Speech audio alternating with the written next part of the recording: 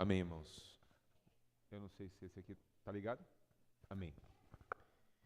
Que Deus seja louvado, que o Senhor verdadeiramente tenha misericórdia da nossa geração. Vivemos tempos difíceis, como disse e orou a Lívia, tempos em que famílias, irmãos, têm sido afetadas financeiramente e não é fácil. Deus tenha misericórdia dessa nação, Deus tenha misericórdia do mundo. Deus perdoe o pecado daqueles que administram os valores, que são pessoas que têm condições de ajudar a sociedade e não podem e não fazem.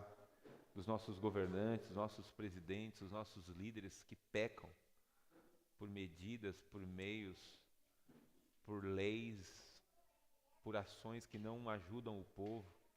Que Deus tenha misericórdia. Amém? Porque no final, todos que sofrem são os mais simples, né? E são os mais necessitados.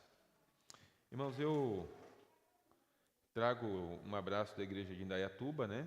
Que ontem nós estivemos ali no aniversário, ministrando a palavra. Foi uma festa muito boa, um aniversário muito bonito, que Deus também se fez presente. Eu quero convidar os irmãos para nós abrirmos a Bíblia em Apocalipse, capítulo 2. Eu disse um dia desses que gostaria de pregar sobre todas as cartas. Eu confesso que eu não anotei quantas eu já preguei, mas eu já preguei pelo menos sobre 2.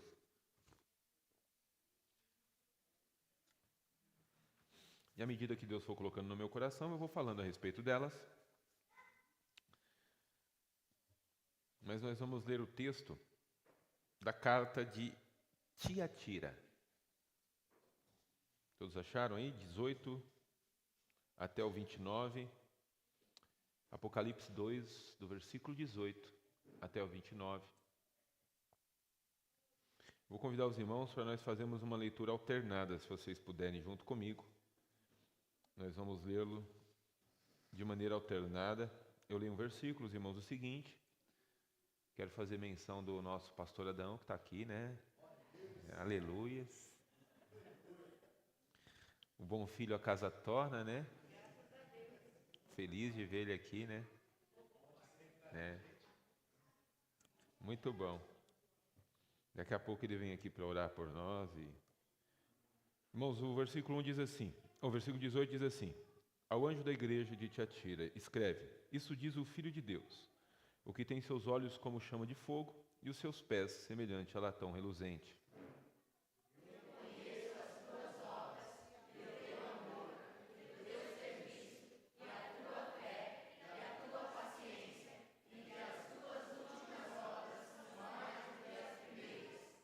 Mas algumas poucas coisas tenho contra ti, que deixastes que Jezabel, mulher que se diz profetisa, e enganou os seus servos para que forniquem e comam dos sacrifícios da idolatria.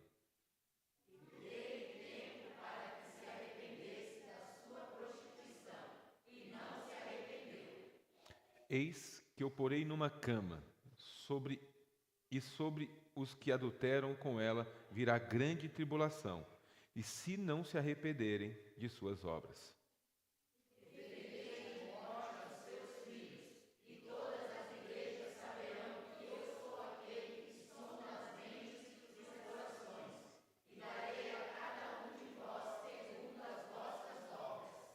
Mas eu vos digo a vós, aos restantes que estão em Tiatira, e a todos quanto não têm esta doutrina, e não conhecem, como dizem, as profundezas de Satanás, que outra carga vos não porei sobre vós.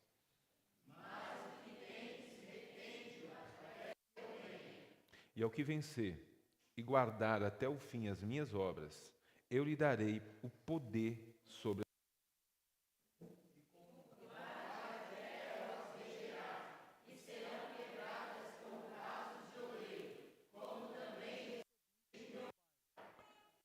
e a estrela da manhã, a quem, versículo que vocês leem.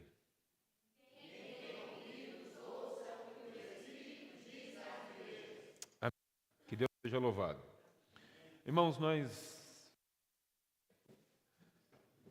Não temos muitas coisas para falar a respeito da cidade de Tiatira, apesar de ser uma cidade grande, né?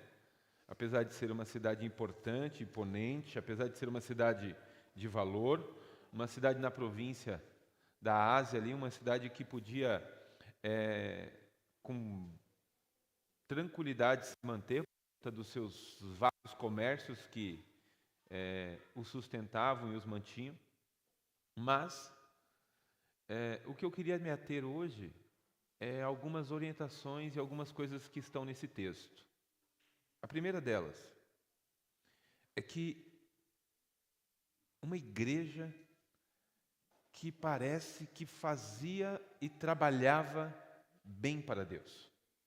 Nós temos aqui uma igreja que o versículo 19 diz assim: eu conheço as tuas obras, e amor, e serviço, e fé, e paciência. Irmãos, uma igreja que tem paciência não é para todo mundo, não. E que as tuas últimas obras são maior do que as primeiras. Ora, se eu não continuasse lendo o texto, a gente tem a impressão que nós estamos falando de uma igreja perfeita. Uma igreja que aproximadamente tinha 40 anos de existência. Com 40 anos de existência, no final dela, elas estão trabalhando mais do que no começo. E isso é um negócio bom. Porque a gente tem uma moda no Brasil e no mundo de que assim, até uns pastorezinhos velhos aí ficam com essa conversa, viu? É que assim, agora eu vou deixar para os jovens, né? Agora já passou minha vez, já passou meu tempo. Fala a Deus, né? Então o que acontece? A impressão que a gente tem é que essa igreja com 40 anos de existência, Jesus está dizendo, a impressão que a gente tem no texto é assim, Jesus está dizendo que agora ela está trabalhando mais do que no começo. Então parece que a igreja foi melhorando no sentido da obra, sabe? Mas, esse mais é dolorido. Mas, né? É igual quando você está num encontro de casados ou num retiro, e aí tem aquele negócio do marido falar da mulher, né? E agora você vai falar os defeitos. Não, agora você vai falar os elogios. Aí ele começa. Aí ela tem defeito, aí fala, mas... Aí a mulher já fica até de cara feia. Ou o marido, né? Ou quando a mulher resolve elogiar o marido, ela começa a falar, não, meu marido é muito bom, meu marido é isso, meu marido é aquilo, mas... Aí a gente fala, deixa eu ir embora daqui que é melhor ele não falar mais nada, né? Irmãos, ele diz uma coisa, mas algumas poucas coisas. Eu queria fazer uma pergunta para você. Lembra que eu falei que essas cartas para mim, quando eu leio elas na Bíblia, eu olho para elas e penso assim, é como se Jesus estivesse escrevendo para nós. Era para a igreja de Tiatira. Hoje ela tem uma aplicação. Eu preciso ler esse texto dizendo, o que Jesus escreveu para mim? Essa deveria ser a maneira que eu leio as cartas. O que Jesus, fora a parte objetivo, é falar com a igreja de Tiatira no contexto da história da igreja, da cidade. Mas, para nós hoje, qual que é a pergunta que eu faço? A pergunta que eu faço é, o que Deus quer falar comigo nisso? Quando eu leio esse texto. Então, se eu estivesse aqui lendo para mim, eu diria assim, mais algumas poucas coisas tenho contra ti. Eu te pergunto, o que você acha que Jesus poderia ter contra você? Já parou para pensar que Jesus pode ter algumas coisas contra a gente? Já parou para pensar que Jesus pode não gostar de alguns comportamentos, de algumas atitudes? Já parou para pensar que Jesus pode não gostar de algumas filosofias que nós adotamos? Já parou para pensar que Jesus pode não gostar de algumas coisas que a gente curte ou de algumas coisas que a gente comenta?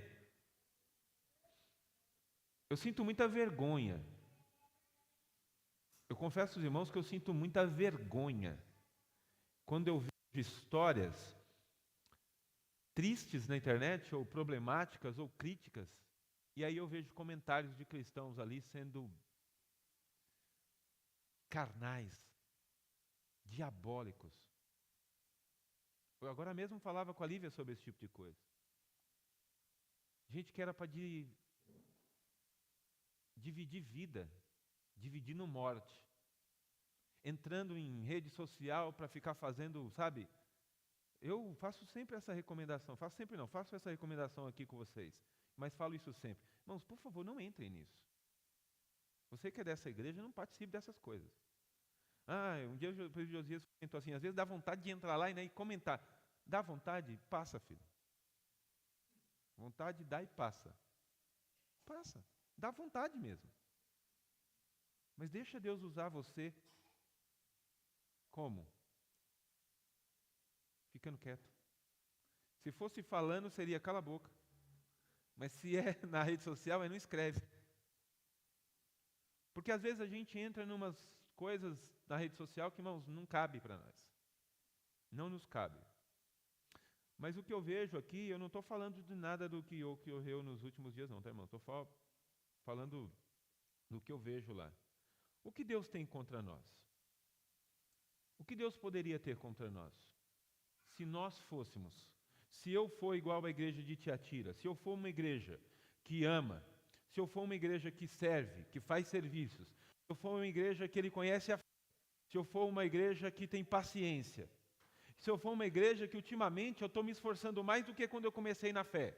Quando eu comecei na fé, eu mal li a Bíblia. Agora que eu tenho 40 anos de igreja, eu leio mais a Bíblia do que quando eu comecei. Quando eu comecei na fé, eu mal ia nos cultos. Agora que eu tenho 40 anos, eu não perco um culto. Pastor, vai ter manhã com Deus? Opa, sou eu estou nessa, é comigo mesmo. Veja, se eu sou esse tipo de pessoa, ainda assim pode acontecer em mim. O que pode ser? Aí não é eu que vou responder. A pergunta é retórica, é você que tem que responder no seu coração. Aí é aquele versículo que o apóstolo Paulo fala: avalie o homem a si mesmo e coma. Julgue o homem a si mesmo. Mas eu gostaria de deixar essa pergunta para nós. Ainda no texto da carta de Tiatira, irmãos, uma coisa que eu preciso falar, eu não gosto de ficar citando muita história, mas é importante por causa do contexto.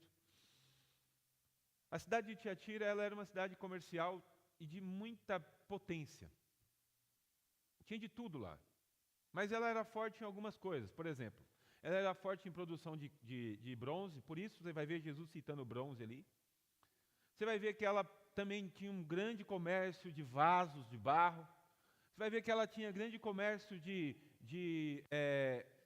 tintas, que na época era uma coisa cara. Tintura de tecido, essas coisas. Mas tinha um problema com essa cidade. Essa cidade era assim, ó. Cada centro comercial, ou vamos chamar de sindicato comercial, para ficar mais fácil para a gente. Cada sindicato, vamos supor que fosse metalúrgico, fosse sindicato sei lá do que, dos remédios, né? Essas coisas, professores e tal. Cada grupo dessa área de comércio, eles tinham um Deus para eles. Se você queria trabalhar, você tinha que fazer parte de um grupo comercial.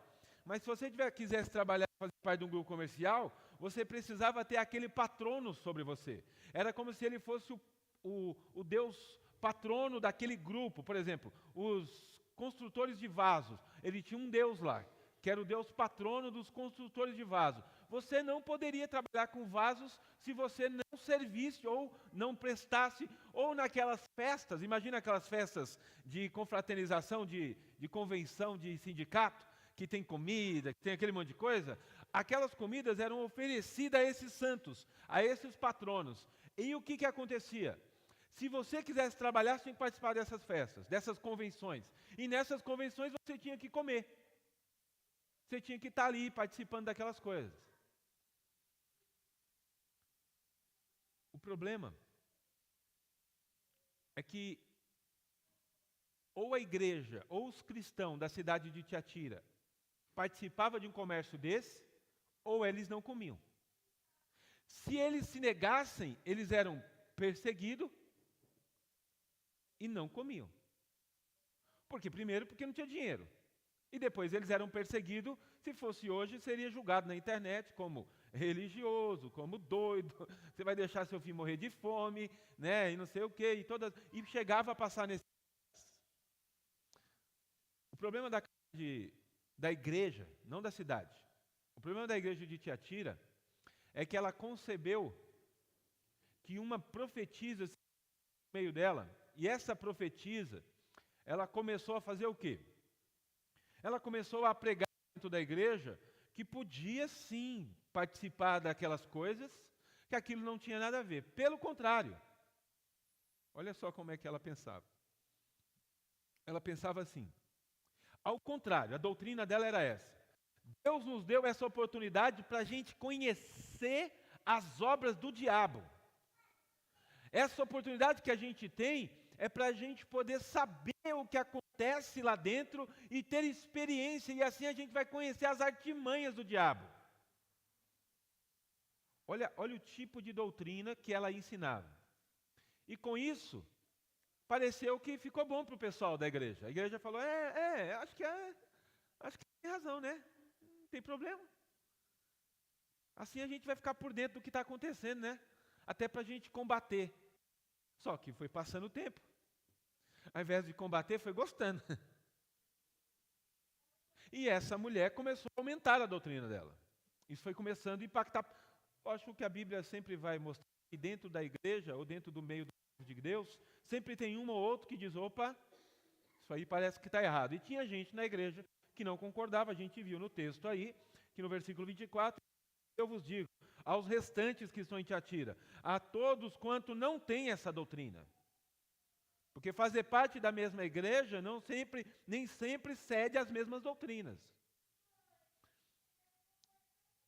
Essas pessoas parece que são aquelas que são, como é que a gente fala no Velho Testamento? São os remanescentes, né? Parece que são aqueles remanescentes da fé. Irmãos, há uma grande preocupação com a igreja de Tiatira. Por quê? Vocês lembram quem é Jezabel, não?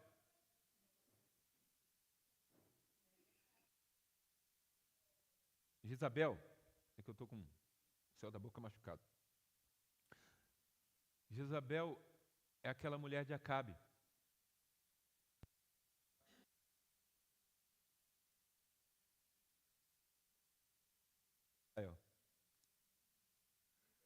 Literalmente. Jezabel é a mulher de Acabe com Israel. Fez o povo de Deus. Corrupção, há uma idolatria tão grande, tão conhecida como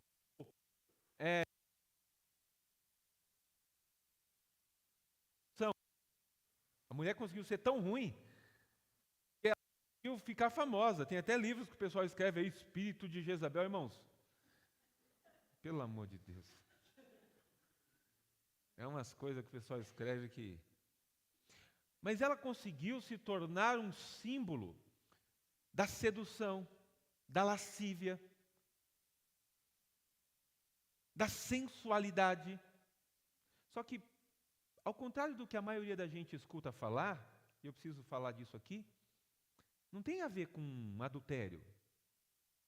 Eu já vi muita palestra disso, e aí o pastor ou o palestrante começa a falar que tem a ver com roupa curta, com roupa colada. Não que não seja bom. Isso também não é bom, não. Eu também não concordo, não. Sensualidade, irmãos, é pecado também. Mas as pessoas ligam a Jezabel com adultério, com fornicação, com, como é que eu posso dizer, sensualidade, com lascívia, com exposição do corpo. Veja, não era isso. A ideia de adultério aqui é espiritual. O adultério que Deus está reclamando de Jezabel é espiritual. O que a Jezabel conseguiu fazer? Conseguiu fazer com que o povo de Deus, que só tinha um único Deus, que só servia um único Deus, agora pegasse e começasse a adorar outro Deus. Quando um crente, um servo de Deus, verdadeiramente, que só confia em Deus, ele se volta para outro Deus, isso é chamado de adultério espiritual. É desse tipo de adultério. Vou explicar uma coisa. É esse adultério que acaba com a igreja. Esse verdadeiro adultério que destrói a igreja. Quando a igreja troca o Deus dela, o marido, o noivo dela por um outro noivo, dela por um outro marido. É isso que faz com que a igreja se torne uma igreja adúltera. A igreja de Tiatira começou a ter entre os membros crentes que adulteravam com a doutrina que ela ensinava. Olha o que Jesus diz.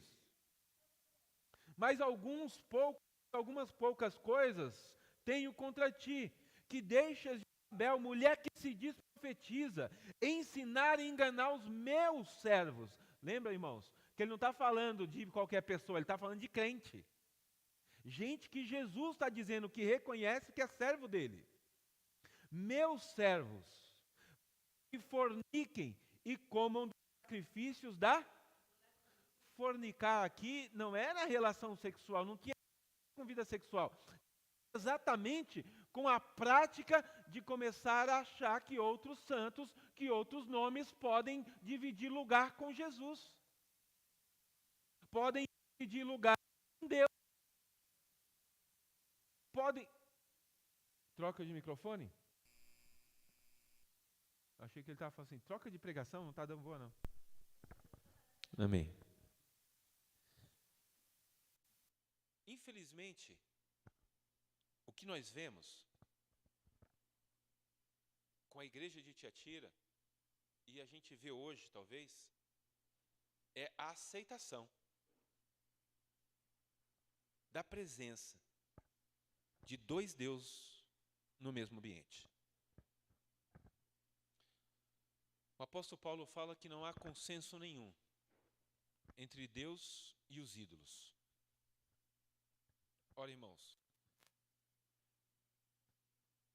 se não há consenso, se está na Bíblia que não existe nenhum consenso, por que a gente ainda tem tantos lugares cheios de ídolos? Sabe o que é consenso? É acordo. Consenso é coisa que combinam. Consenso é aliança. Não há aliança entre Deus e os ídolos. Como é que eu posso, ainda, sendo crente, ter ídolos na minha vida? E deixa eu te explicar. Ídolos não são só os que a gente conhece como santos. São outros que muitas vezes ocupam a nossa vida. Que nós damos valor de excelência. Se você gostar de algo demais, a ponto dela conseguir ser o centro da sua vida, essa coisa torna-se o seu ídolo. Tem gente que pode ser o carro. Tem gente que pode ser o time. Tem gente que pode ser o instrumento musical. Mexe com meus filhos, mas não mexe com o meu instrumento. Tem gente que pode ser os filhos.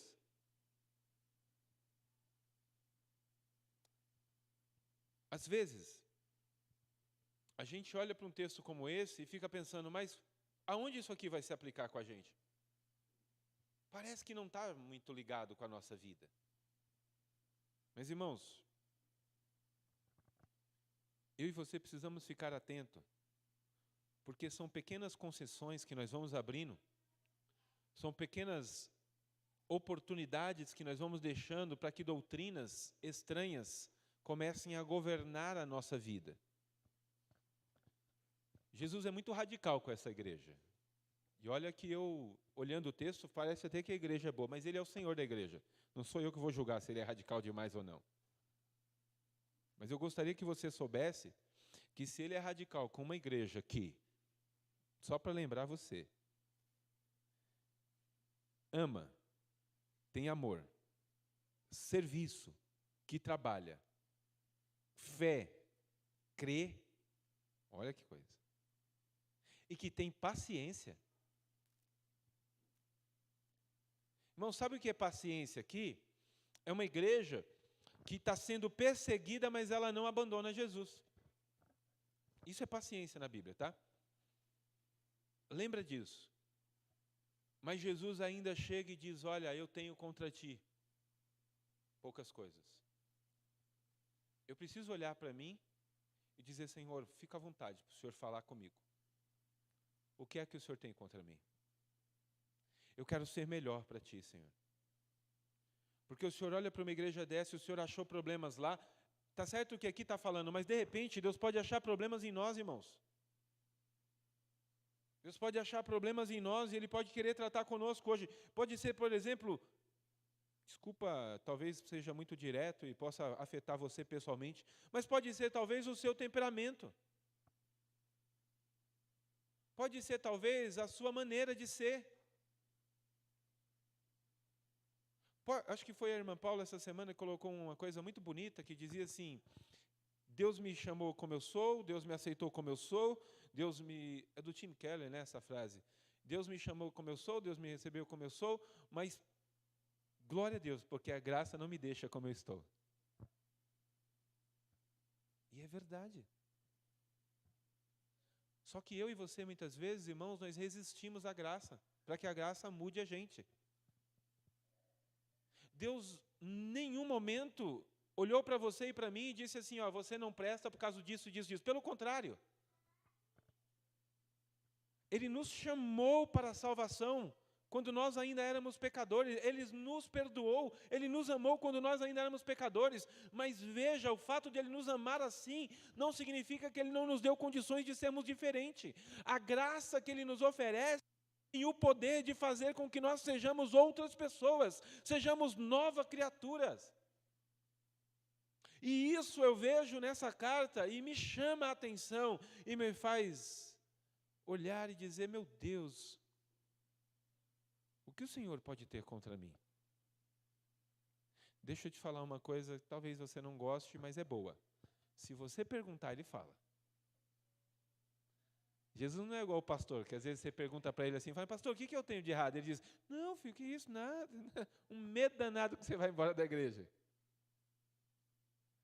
Ele não é igual o líder do louvor, ou o líder da igreja, ou o presbítero, ou os presbíteros que às vezes ficam, não, eu sei, é que não posso falar.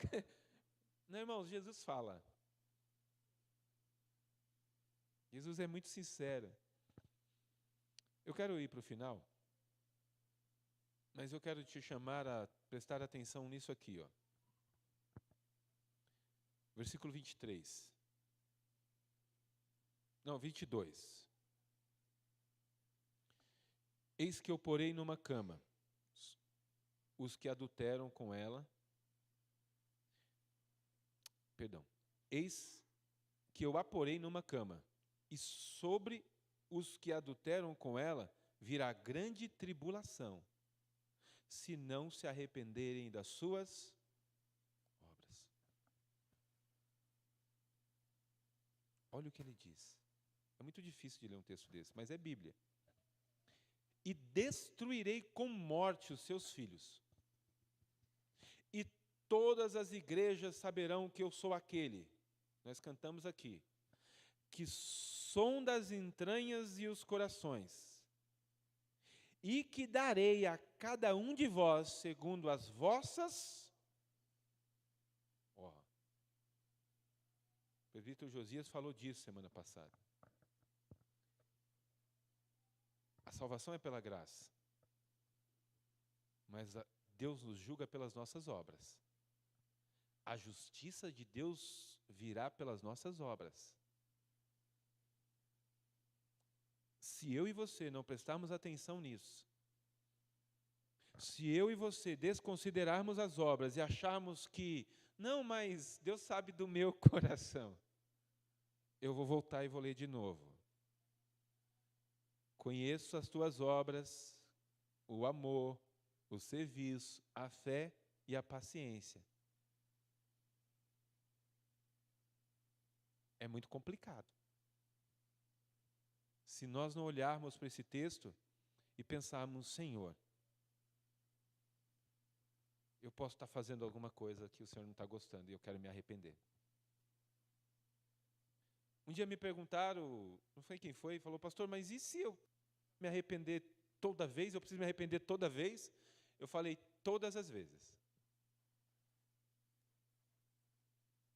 Se necessário, todas as horas. Se necessário, todos os minutos. Se necessário, todos os segundos. O que importa, para mim e para você, é que quando Jesus vier, Ele nos achar arrependidos. E não acomodados com o erro ou pecado. O que importa é que quando Ele vier, Ele ouça de nós que houve no nosso coração e na nossa prática uma obra de arrependimento. João Batista dizia para aqueles homens: agora vai e produzir frutos dignos de arrependimento. Agora vai e pratique coisas que correspondam ao seu arrependimento. Não é para ficar no coração, eu estou arrependido aqui no coração. Não, agora vai e muda de atitude. Agora vai e faz alguma coisa para que isso seja diferente. Agora vai e muda seu comportamento, muda seu jeito de falar, muda seu jeito de pensar, muda seu sentimento se for necessário. Mas vai e faz alguma coisa. Se tem uma coisa que o Evangelho não é, irmãos, é filosofia de vida. Ele é prática de vida. E eu gostaria de hoje deixar aos nossos corações essa palavra para você. É muito preocupante, porque eu e você podemos ser convencidos por algumas doutrinas erradas, diabólicas, a querer conhecer as profundezas de Satanás. Lembre-se, o que o texto diz: ninguém há senão Ele, aquele que estava no alto, que também desceu, mas depois subiu. O texto parece poético, né? Mas a gente sabe de quem ele está falando. Ele fala de Jesus. Só a Ele que é capaz de fazer isso. Só Ele conheceu as profundezas do inferno e não se contaminou. Só Ele conheceu as profundezas de Satanás e não se contaminou. Só Ele pôde ir lá, tomar a chave dele e dizer para ele: cala a boca, que aqui agora quem manda sou eu. Só Ele, eu e você não.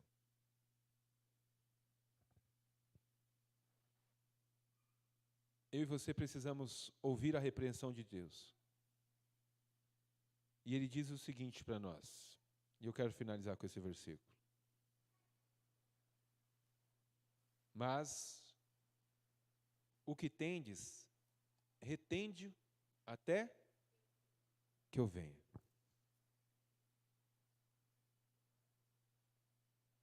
E o que a gente tem, irmãos, que a gente tem que reter? O que é que eu tenho que eu devo reter? O que é que eu devo guardar? Olha o versículo 26. E ao que vencer e guardar até o fim as minhas obras, eu lhe darei poder sobre as nações.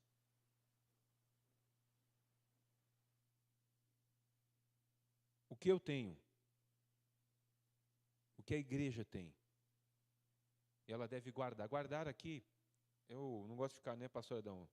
Mas a palavra original aqui é fazer sentinela, né? É ficar prostrado, sabe? Quando tem um preso e aí os guardas ficam em torno dele, não deixa ninguém chegar perto. É guardar, é como se colocar num cofre. A palavra guardar aqui é guardar com segurança, sabe?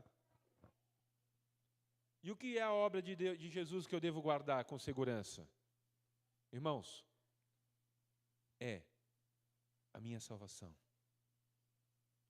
É o sacrifício do Calvário da cruz. É a obra redentora. É a convicção de que o Senhor Jesus é o único Senhor da minha vida. Eu devo guardar essas coisas e ninguém pode mexer nisso. É a certeza de que é Ele quem me santifica e que eu não sou santo por mim mesmo, de que é Ele que perdoa as minhas transgressões e que por mim mesmo eu não posso ser santificado. Eu devo guardar isso no meu coração. Eu devo pôr isso dentro de mim e falar assim: Senhor, isso ninguém mexe. A Maria sempre tem uma frasezinha que ela gosta de frases de efeito. A Maria, ela adora. Ela não gosta que usa com ela, mas ela adora usar. É que de uma coisa eu tenho certeza. Parece ela falando, né? É que eu sou ruim, mas Deus é bom. E a verdade é isso. É que eu sou ruim e Deus é bom. E se tem uma coisa que eu devo guardar, o salmista Davi expressa muito bem. Bendizei a toda a casa de Israel. Bendizei o Senhor, porque Ele é bom. Eu devo guardar isso no meu coração. Que Deus abençoe você. Eu queria hoje... É uma mensagem muito simples. Apesar dela puxar um pouco a nossa atenção em algumas coisas, mas eu queria que você hoje pensasse nisso. Pastor, eu tenho ouvido de Deus, eu tenho sido convencido pelo Espírito Santo, que isso é o que o Senhor tem contra mim. Há uma palavra aqui dizendo assim, deixa. Inclusive, tem um versículo aqui que diz assim, e eu dei tempo para ela se arrepender. Olha que coisa difícil. Eu dei tempo. Não pensa que Jesus é radical, mas Ele não é paciente. A palavra radical é no sentido de que assim, Jesus é radical porque os seus valores, Ele não muda. Não, mas é a Maria, não muda. Mas é o Adriano, não muda. Mas é Davi, não muda, é Abraão, não muda. Meus valores são meus valores, Ele não muda. Agora, olha como Jesus é bom. Mas eu dou um tempo para você. Eu não vou te julgar agora pelos meus valores. Eu vou dar um tempo para você se acertar, para que você se encaixe nos meus valores. E tem mais, eu não só vou dar um tempo, eu vou ajudar você. E essa ajuda, irmãos, está dentro de nós, não é sua força de vontade, tá? Se alguém falar isso é doutrina de Jezabel. Não é sua capacidade. Essa ajuda chama-se Espírito Santo. Que se você disser para Ele, Espírito, ó Santo Espírito, eu não estou conseguindo fazer diferente na minha vida. Me ajuda. Ele vai te ajudar. Amém? Que Deus abençoe. Que Deus possa ter falado ao seu coração. Que Deus possa verdadeiramente ter tocado a tua vida e que ela possa ser uma palavra de alimento, mas não só de alimento, mas de correção também para mim e para você. Amém? Eu quero fazer uma oração por você. Por favor, fique em pé. Eu vou chamar o grupo de louvor para já se preparando. Depois o pastor Adão vai encerrar o culto. Põe a mão no seu coração. Senhor Deus, obrigado por estar na tua casa, Senhor. Obrigado, Senhor Jesus, por escrever uma carta de amor. Porque essa carta não é uma carta de raiva, não é uma carta de ódio, não é uma carta de correção, é uma carta de amor, Deus. Porque o Senhor é amor e o Senhor corrige os seus filhos com amor. Mas o seu amor é justiça também. Abençoa a tua igreja, Senhor. Abençoa, Senhor, a tua igreja. Olha para o teu povo, Pai, para cada vida que está aqui. Senhor, nos ajuda, Senhor Deus, a abrir mão, Senhor Deus, de qualquer concessão que nós permitamos, ó Deus, que o diabo convença a gente que tenha. Repreende, Senhor Deus, os nossos corações a obedecer a tua palavra, a se inclinar, a viver a ti e para ti. Nós acabamos de ler, Senhor, e nós cremos nisso. O presbítero Ricardo ainda agora falava isso com muita autoridade aqui, com muita unção, Senhor. De que o Senhor conhece os nossos corações. E a tua carta, Senhor Deus, aqui, fala disso. O Senhor conhece os nossos corações. O Senhor olha para as nossas obras, o Senhor interpreta as nossas obras. Nos ajuda, Senhor. Tem misericórdia de nós. Nós queremos alegrar o teu coração. Nós não queremos, Senhor Deus, que o Senhor tenha nada contra nós. E se o Senhor tem algo contra nós, nós queremos saber, porque nós queremos mudar isso, Senhor. Obrigado porque o Senhor nos dá tempo de se arrepender. Se temos feito algo que não te agrada, Senhor Deus, obrigado, revela para nós, nos ajuda, Senhor Deus, a mudar. Espírito Santo, Tu és o nosso consolador, mas o Senhor também é o nosso ajudador. Ajuda-nos. Ajuda cada um dos Teus filhos aqui presente. Abençoa cada um dos Teus filhos, em nome de Jesus. Amém e amém. Que Deus abençoe. Vamos louvar o Senhor.